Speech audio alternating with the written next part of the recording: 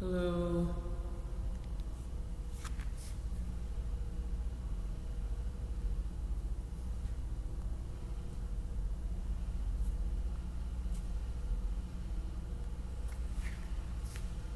Do that for a little while, and then I went to a traditional yoga. Changed everything about my life. Before I started practicing yoga, I was not a morning person. I was a sleep-in person. To be honest with you, I'm still not a morning person, but yoga changed me, which means that if I didn't have my practice, I would just sleep in immediately again. Every time I get a day off, I sleep in, and I love it, but that's definitely changed. Sleeping in used to be much later than it is now. So the yoga practice is traditionally done early in the morning.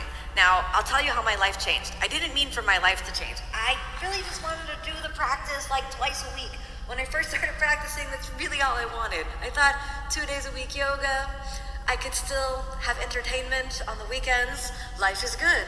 Well, I was able to do that for a little while, and then I went to a traditional Mysore style Ashtanga yoga practice, and I did one class. And at the end of that class, it was in the morning, and I remember I set like 5 alarms. I had to get myself there at 7:30 in the morning. It felt so early for me.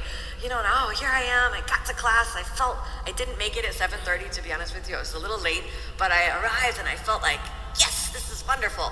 I finished the class, and the teacher came up to me and he said, this class meets 6 days a week, and you can come at 8.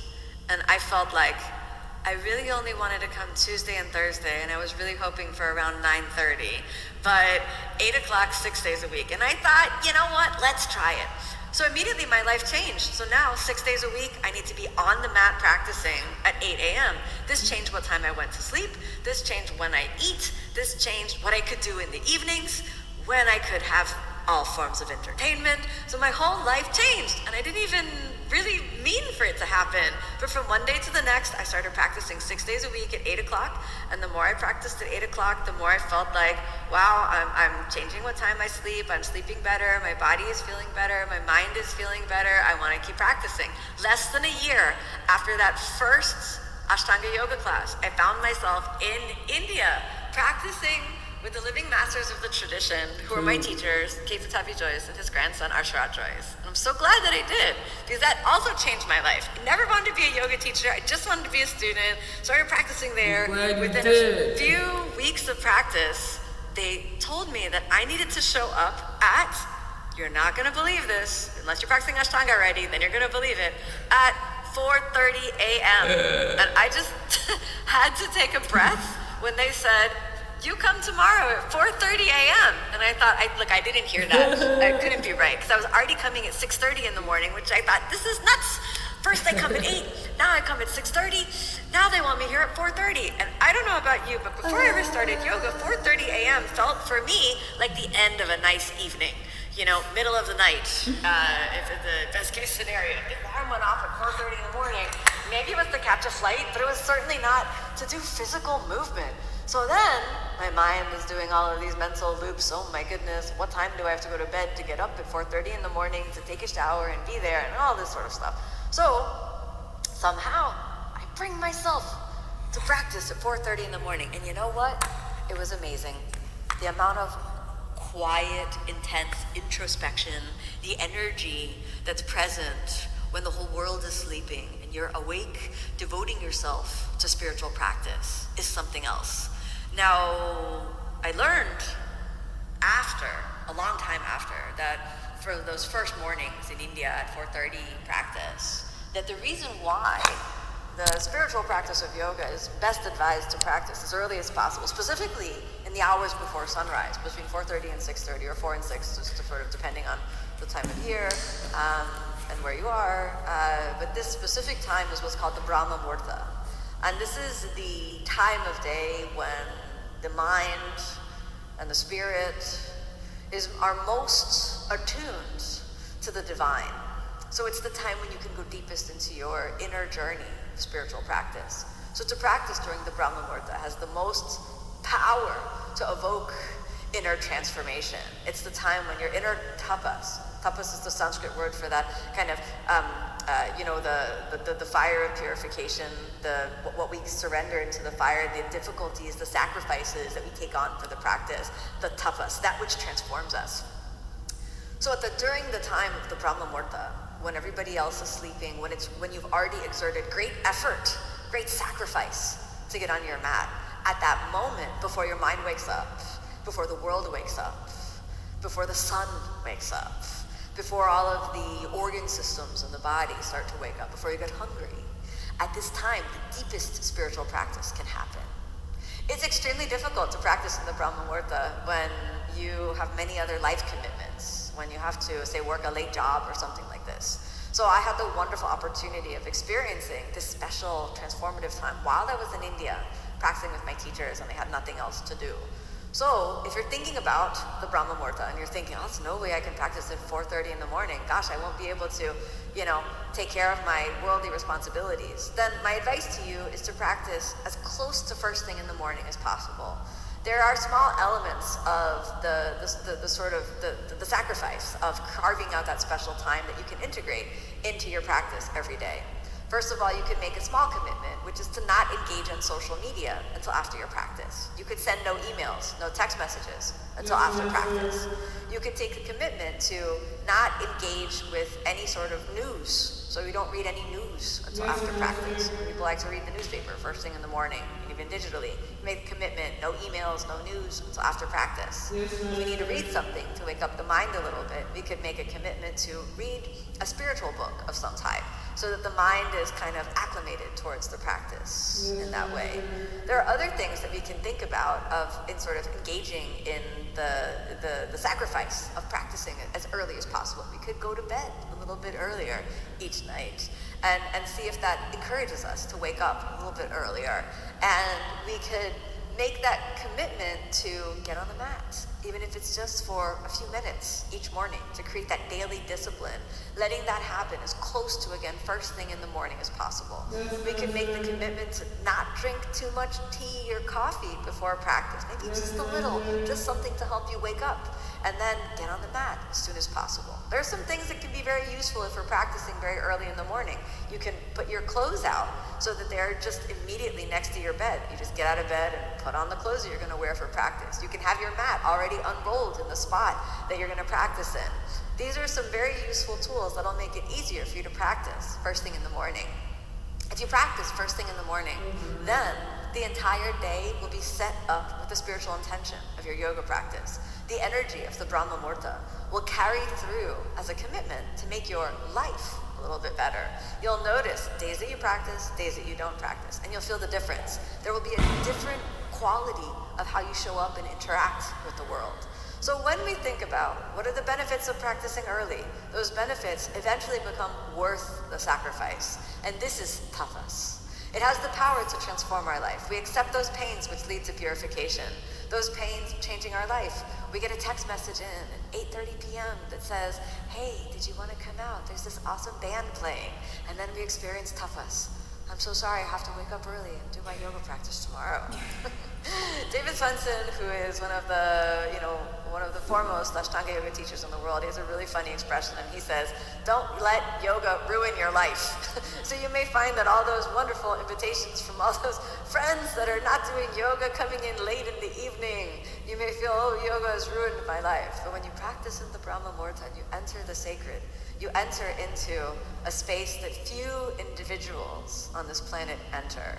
And it's almost like a sacred secret that keeps you illuminated from within. And it's totally worth the sacrifice. And you'll know that fire is illuminated when the reflection of your life starts coming back to you. And people say to you, what do? You seem like you glow from within. And you'll say, I do yoga first thing in the morning. and then when people who've known you the longest say, I see a big change in you, you're so much more peaceful now, then you can say, I made the commitment to change my life and practice yoga. One of the things that my teacher, Patabi Joyce, used to say is that if you practice yoga, yoga will show you the way. You might think it's impossible to change your life, to do the practice every day, but I know that if you catch that spark and you keep practicing, I know that yoga will show you the way. And all you have to do is trust that inner light, that spark that says, yes, I want to find that secret of the practice. I want to find that light within. If you keep following that, yoga will show you the way. Yes, Master.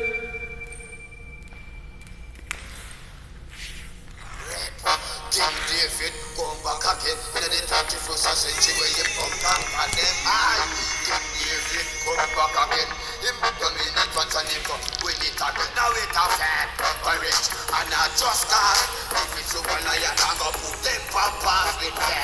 my favorite song.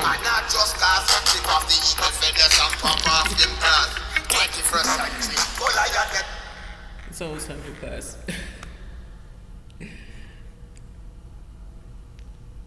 Alright, this very lesson here, how to do a headstand for beginners with Laruga Glaser is where I learned how to do headstands. It's in the way she instructs and explains, and her tone of voice, it really registers with me. It can really just see. I can just see. So I got 2 classes today.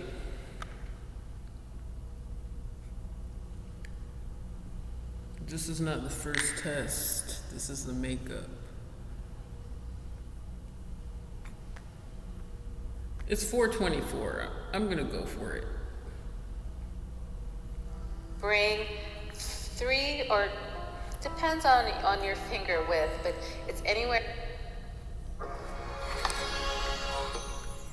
Headstand is an important posture that comes into many stages. So depending on how comfortable you feel, we're going to just go from stage 1 and build it up to, or stage 1, stage 2, stage 3, to build it up to the full headstand. Now Shirshasana is known as the king of asanas, so it is quite important. And also the queen of asanas is known as Shalabha Sarvangasana, that's the shoulder stand. So with headstand, being in an inverted position can actually be very healthy for the body. So usually we're either upright or we're laying down when we sleep, but rarely are we totally inverted. So this is really good for the circulation, good for the thyroid, great for your immune system. And so spending some time upside down is really quite healthy for the body. So the setup is really important. What we're going to do is just to get the arms in the right distance. So what we're working on with this base, the setup of the arms, is that we're making essentially a tripod. So I'm going to have my arms in place and then the head down. So this creates a nice base. One thing that's really important is that we don't want the elbows out too wide, because that will again narrow our base. So we want to have a good distance between the arms. How we do that is going to be by clasping the elbows, and depending on our proportion, that's going to give us a proper distance to start with. So I'm going to just bring the arms down and clasp the elbows. So, and wherever the elbows are from this clasped position, I'm going to release the hands and then keep the elbows where they are, and then bring my hands forward, and then I want to interlace the fingers in this position. Okay, so this is a really good tripod position. Essentially, it's kind of making a triangle, and then my head is going to come down and cradle into the hands. Now, the thing with the hand position here is sometimes with the pinky under, it creates a little bit of an unstable platform because there's just this one finger kind of hanging there. So what I recommend is tucking that pinky under, so only the outer edges of the hands are grounded on the floor. So we don't feel that teetering of that pinky down under, and then, what happens is one hand is a little higher than the other when the pinky is there. So just tuck that under, and then just have both outer edges of the hand equally grounded on the floor. When I have the thumbs up, the thumbs are going to be part of like cradling my head. Now when it comes to the head position, when I bring it down, it will take a little bit of trial and error to find your sweet spot. So in the practice, I've come to a point where I just bring the head down. I know exactly where to go. If you're new to headstand, it's going to take a little bit of an adjustment to, again, find that sweet spot. So usually a good place to start with is if you feel the crown of your head, wherever when babies have that growth of their hair coming, or that soft spot of their skull. It's kind of like in that part that we call the crown. You want to bring 3, or depends on your finger width, but it's anywhere from 2 to 3 fingers forward from that position. Again, it's also going to depend on your shoulder flexibility. It's going to depend on a little bit how your neck curves. That's why I always say that it may take a bit of trial and error to really feel where that sweet spot is. Okay, so that's going to be important. So let's go ahead and get the placement of the hands correct. So I'm going to clasp the elbows, open up my forearms, I'm going to interlace the fingers and tuck the pinky under. Now I'm just going to bring the head down. And what we're going to do first is just get used to being upside down. So we're going to be holding the headstand while keeping the feet on the floor to get used to being in an inverted position. So I'm going to drop the head down. Just kind of feel out where I want to be on my head. And I also want to feel that my hands are holding the head, but I want to ground the forearms down. So there should be 2/3 of the weight in the arms and 1/3 of the weight in the head. The other thing that's important before I start to lift my hips is I want to move the shoulders away from the floor. We don't want the shoulders to sink down toward the floor. That will also create compression in the neck area. So I want to create that space, move shoulders away from the floor, curl the toes under, and then straighten the legs. Now what we'll do from this position is just experiment with walking forward. Just walk until you can't walk any further. Continue to move the shoulders away from the floor. Ground your forearms down, and let's breathe here. So you may feel that your shoulders want to collapse. Try to resist that and keep the shoulders moving away from the floor. Let's take a few more breaths here.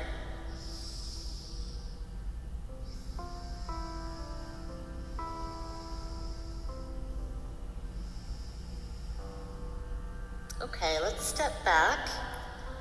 Let's go ahead and bend the knees and sit back on the feet. Just keeping the head dropped for a few breaths. Or you can bring the forehead all the way down to the floor.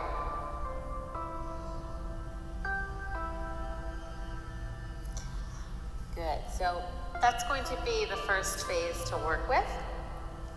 So just keeping the feet down. That might be the edge that you'll need to work with for a few days, a few weeks. It just really depends on the person. You don't want to go into the next phase until you feel really solid in the first phase. So the second phase is going to be to again, walk the hands in toward your body, in toward your head. And then we're going to lift one leg in a bent-like position and then switch and lift the other. Just to kind of get used to starting to bear a bit more weight over the arms.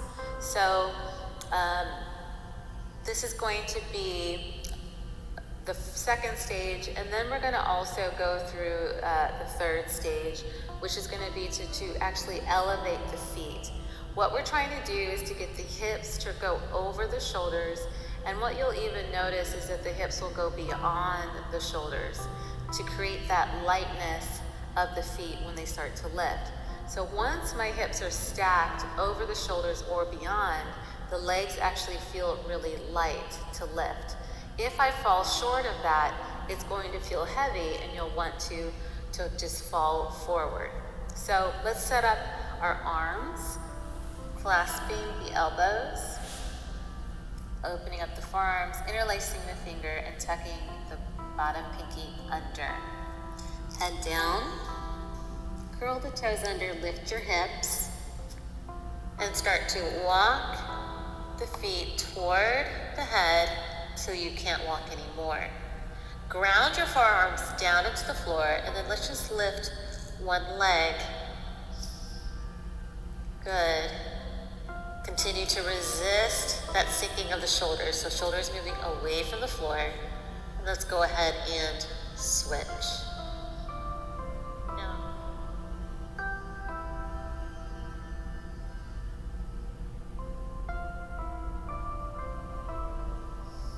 Now, you might, if you feel comfortable, if you feel stable, you can then come to the ball of this foot that's on the mat, and then see if you can lift into a bent leg position.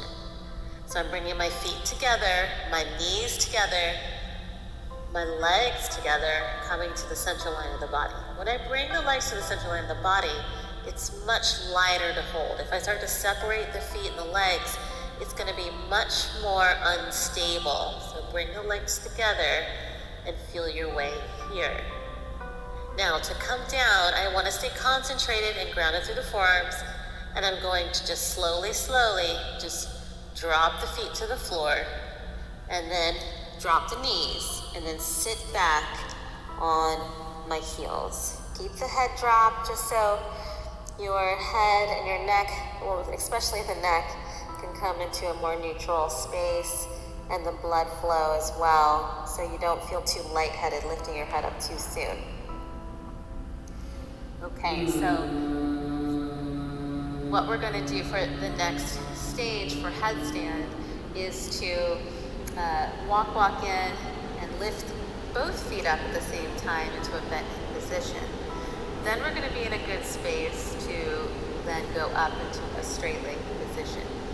What I recommend is that when you're straightening the legs, to lift the legs very, very slowly, because you're going to notice a little bit of calibration in the body. So if you make really big movements, your body might not be able to react and find the balance.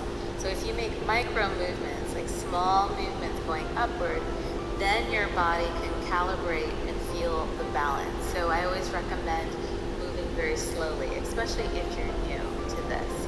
Now, many people ask me if it's okay to work with a wall, and the thing that I resist with using the wall is that we're always trying to overbalance to then balance off the wall, and that can create some not so great habits.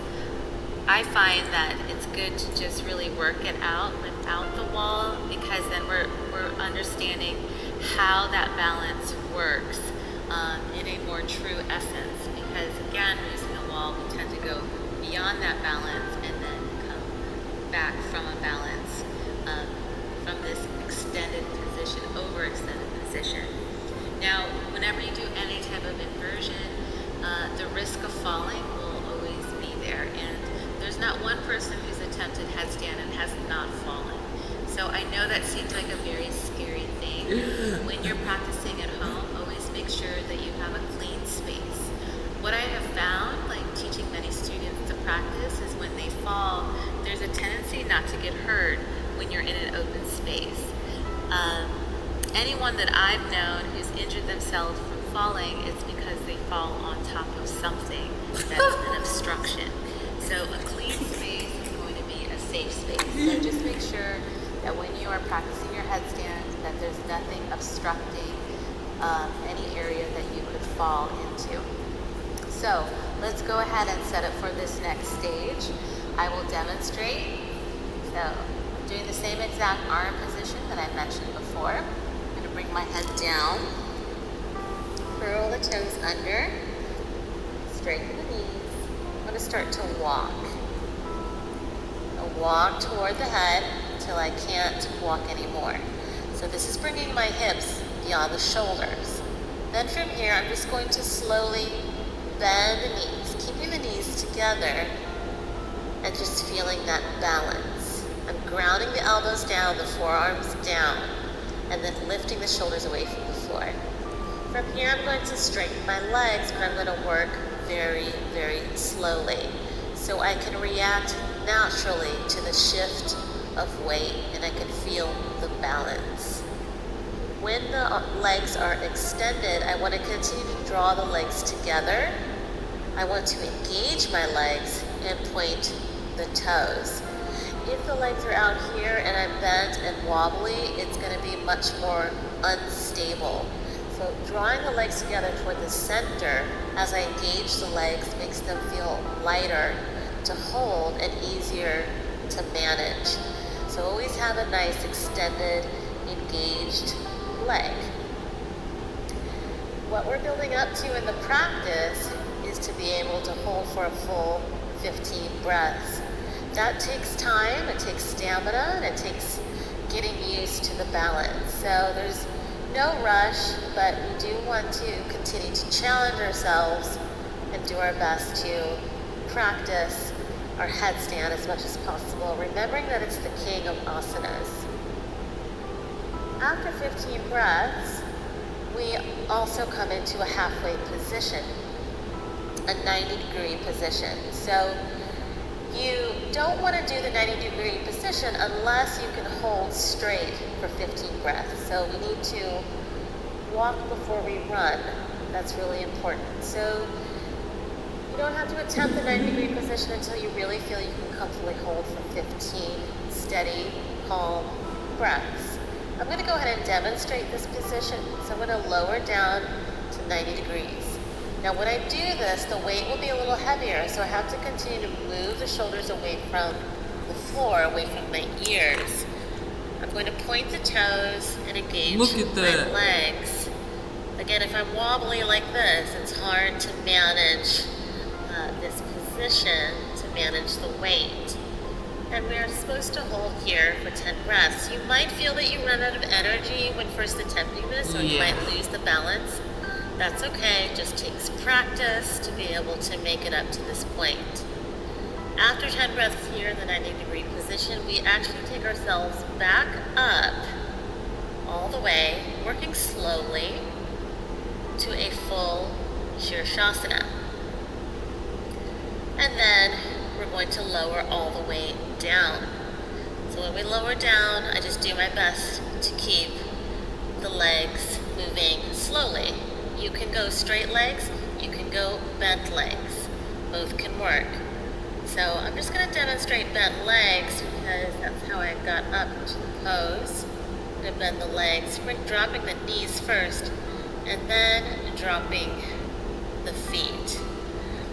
I'm going to drop my knees, and then I'm going to sit back on the heels, keeping the head down, and just breathing a few rounds of breath, keeping the head down so my neck can come back to a more comfortable space because it's been very static in that balanced pose. But also, this is good for the blood pressure, so the blood can just flow more naturally. If we whip the head up too soon, it can possibly make us feel a little bit lightheaded. So I'm just going to take a few more breaths.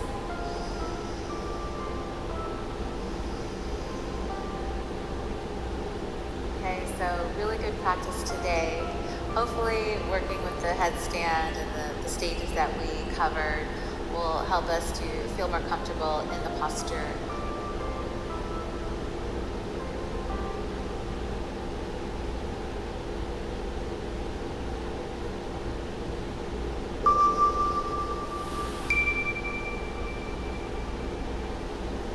Hi everyone, it's Kino here. Welcome to another quick core class. Come to a comfortable seated position, close your eyes.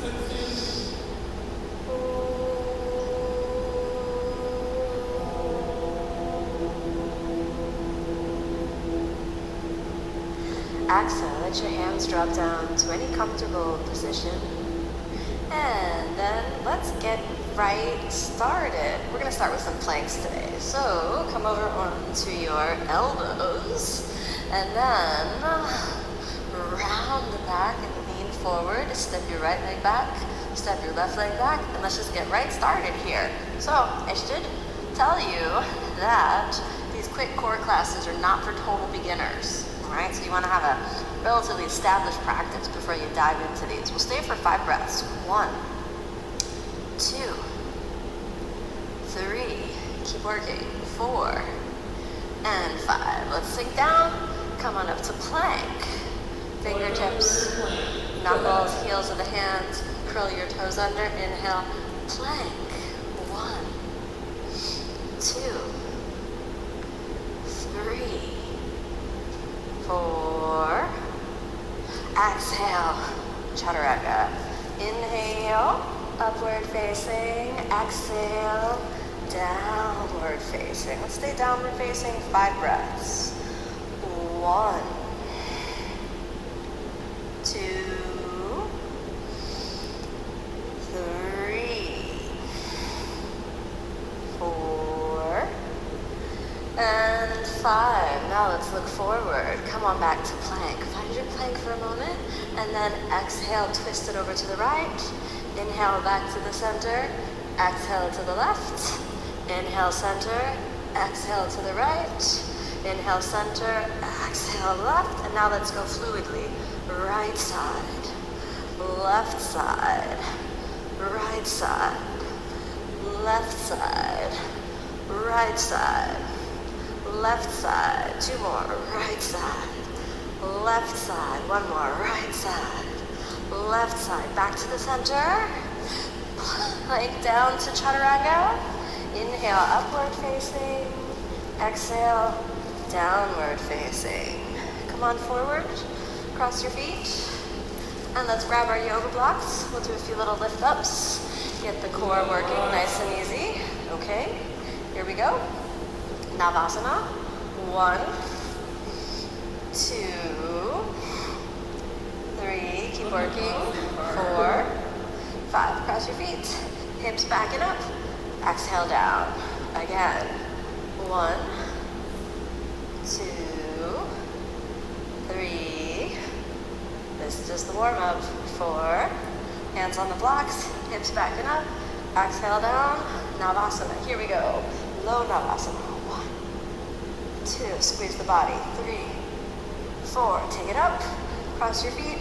Pick it up. Put it down. Again. Low Navasana. 1, 2, 3. Belly in. 4. Take it up. Pick it up. Exhale down. 1 more. Regular Navasana. 1, 2, 3. Low Navasana. 1. Belly in. Squeeze the butt. 2, 3. Inhale. Pick it up. And up.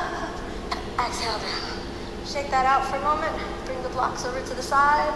And then slowly lower yourself all the way down. Okay. Well, here we go. Nice and easy.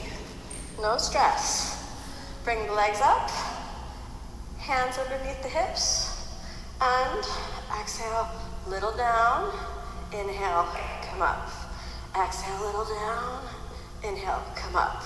2 more. Exhale, tuck the tailbone, go down. Come up. Last one and hold it.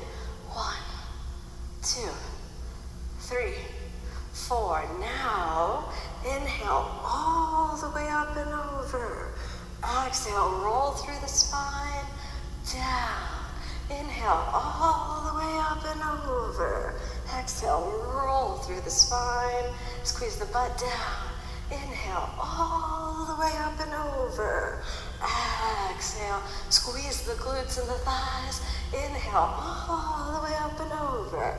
Exhale, squeeze the glutes and the thighs. Inhale all the way up and over. Exhale down. Let's do 1 more. All the way up and over. And then exhale, hold it. 1, 2, squeeze the butt. 3, 4. Bring it up. And now let's do little ups with the pelvis, okay? Little bend in the knees may help you out. So here we go. We're gonna do it a few times. Inhale up, exhale down, up, down. Squeeze it up, down. Tense the body as you pull everything in and down. 1. Inhale up, 2, 3, 4. Keep working. 5. Squeeze it in. 6, 7, 8, 9, 10. Let's do 5 more. 1, 2, 3. Keep working. 4, 5. Let's do 5 more. 1. I just said that, I know. 2, 3, 4, 5. Exhale, go down. Open the knees. And just Supta Baddha Konasana for a moment. Fully relax. Belly in. and roll the thighs in. Now we're going to do some interesting things where I work the negative in headstand. So you want to have a really good headstand to proceed. If not, the same exercise we just did, some combination of that you can do as an alternative, all right? So let's roll the spine on up, and let's prepare for headstand, okay? So if you'll just place the elbows shoulder width apart, interlock your fingers, top of the head on the ground, and find a good place for your hands. Slowly, somewhere. And then find your headstand position. All right, so get that prepared, nice and stable. Inhale, come on up to headstand. Let's hold 5 breaths. 1, 2, 3. Start to feel your core really activate, so you squeeze the thighs, ribs in. 4, 5. Now we're gonna go all the way down and up. Exhale, pivot through the hips. Inhale, abdominal muscles, come up. Exhale, pivot through the hips, press the shoulders. Inhale, come up. Exhale, go down. Inhale, come up. Exhale, use the front body. Inhale, come up. 2 more. Exhale, go down. Inhale, come up. Exhale, go down. Inhale, come up. Hold your headstand. If you need to come down, rest. Come on down and rest, or you can just build the endurance in headstand. Now we're going to do a fold with the bent knees. So bend your knees, then fold, and now abdominal muscles. You got 2 more. Inhale, come on back up. You got 2 more of those. She's fast. She's real strong. She's stronger than me.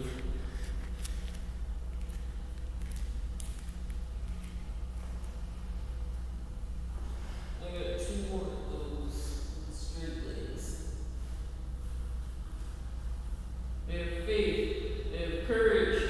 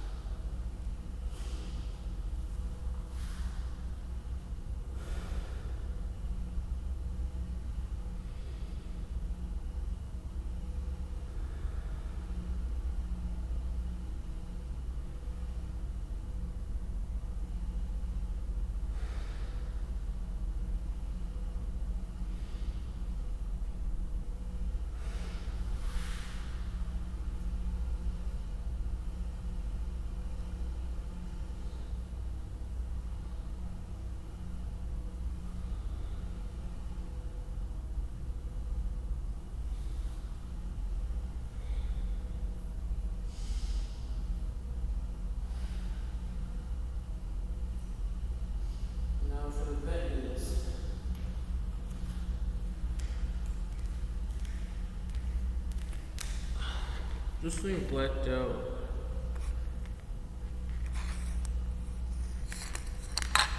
No. You wait for my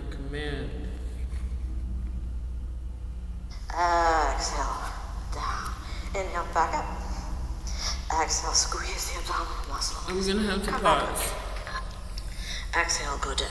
Look how down she is. Come up. Look how down she is. Exhale, go down. Look how down. Come up. One more. Exhale, go down, hold it down. 4 of 1, those. 2, 3, 4. Inhale, come up. Hold your headstand. Stabilize. And exhale. Easy down. Child's pose. Yeah. Here I go.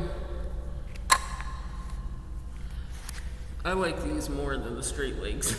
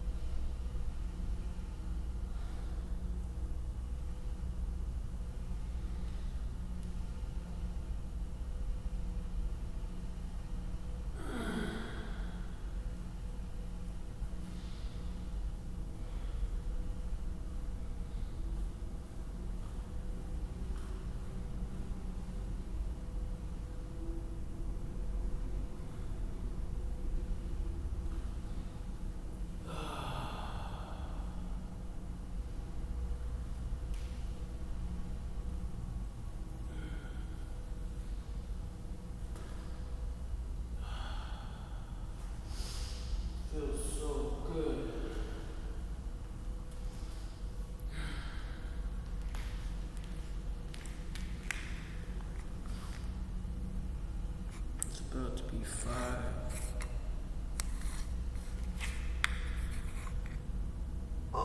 Working the negative and headstand really helps connect the core work into both balance, strength, and alignment.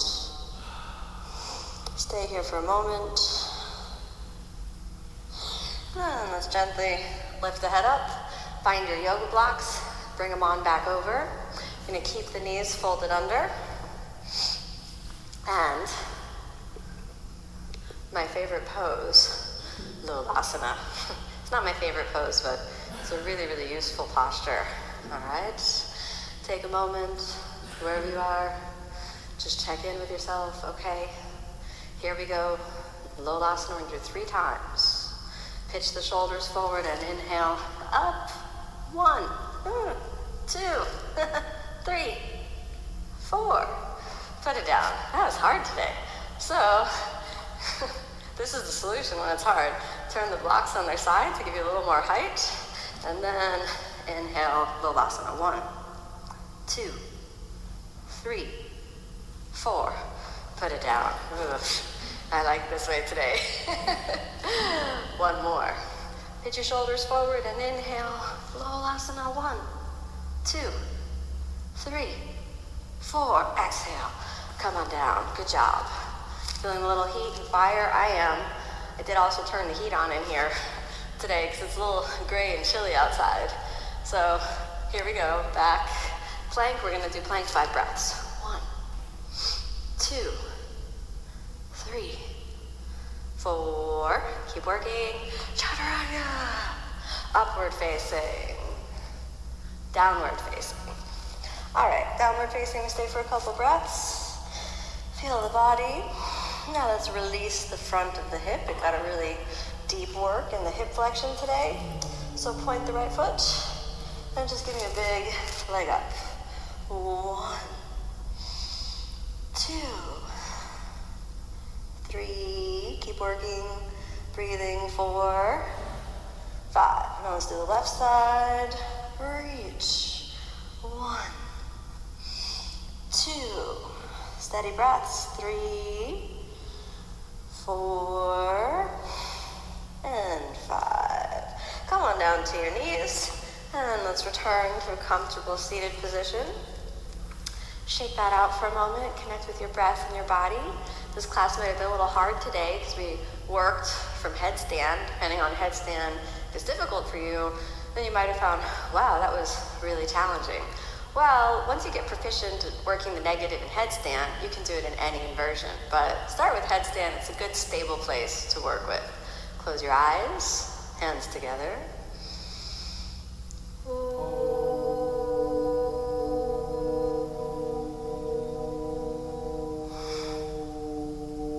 Check in with your breath, your body, and your mind. Notice those small, subtle shifts on the inner journey. Then allow yourself a deeper breath, and as you exhale, open the eyes. Thanks so much for joining me on this practice today. I hope you feel inspired, stronger, and that you're going to keep practicing every day. Namaste.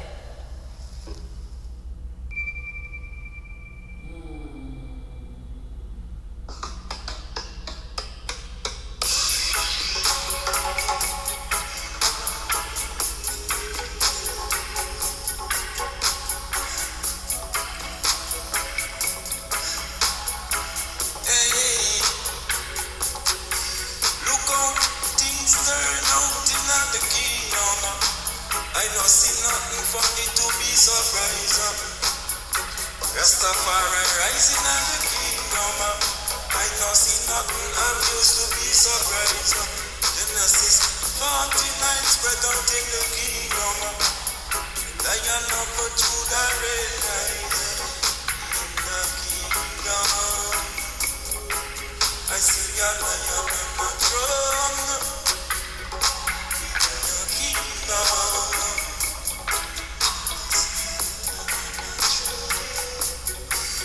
I see my old town change before my eyes. A different improvise. I see the people moving in a different style. Nothing them come synchronize. enough kind of liberty of heights them synchronize. Listen as we move together in time. I see a lion and a throne. A lion and a throne. I see a lion and a throne. Red eyes. Red eyes. Red eyes. Red eyes. I live for holy sacrament and spread with a hydrate and sabbatical night. Good.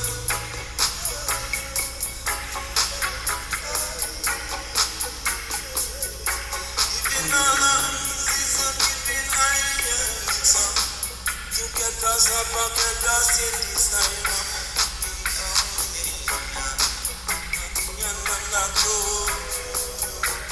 I see a lion and I see a lion in a throne in the kingdom. Oh yes,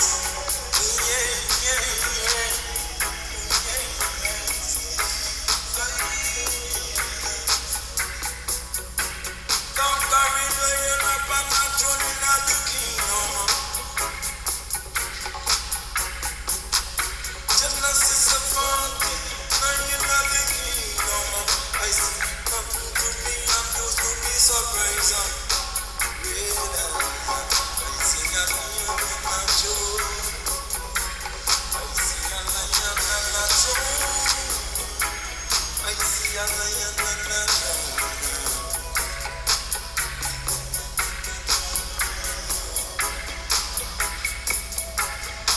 In this time,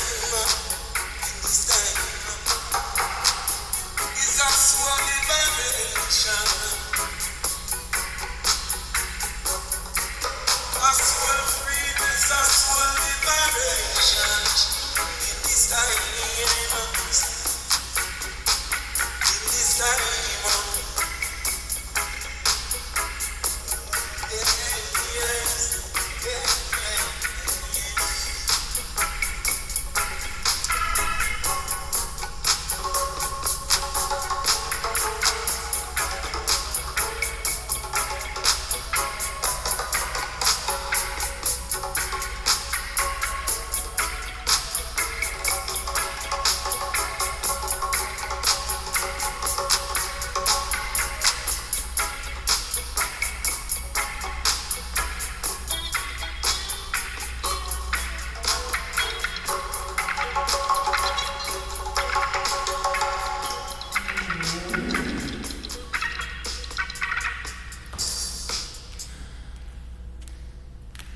Good day.